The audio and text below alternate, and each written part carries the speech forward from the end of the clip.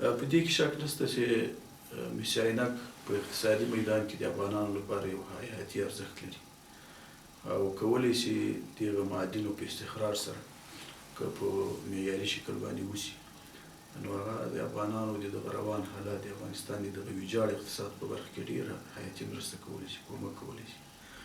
نو موږ خپله هم دې ته امیدوار یو چې که دغه معادن هلته استخراج شي او کوم قرارداد چې شوی د چینایي کمپنۍ سره نو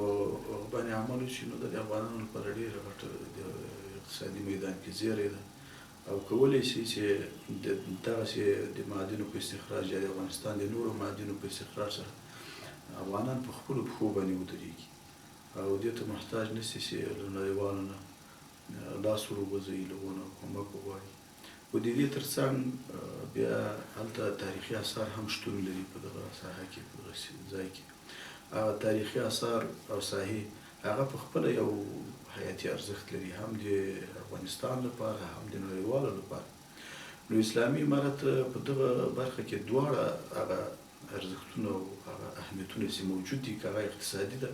او که فرهنګي ده دواړه یې لحاظ کړي دي نو زه تاسو ته اطمینان درکوم چې په دې برخه کې که په اقتصادي برخه کې د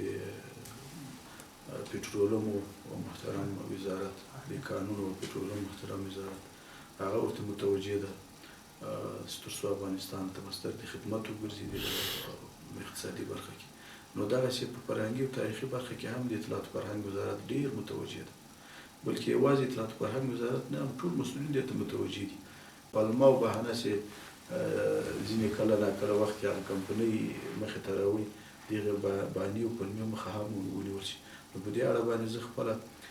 اطمینان لرم او د تاسې په توسط باندې درنو هېوادوالو ته نړیوالو بنسټونو ته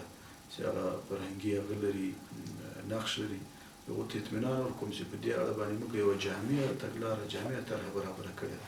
نو زه په دې مطمئن یم چې هم به په عملي کېدو یې هم د استخراج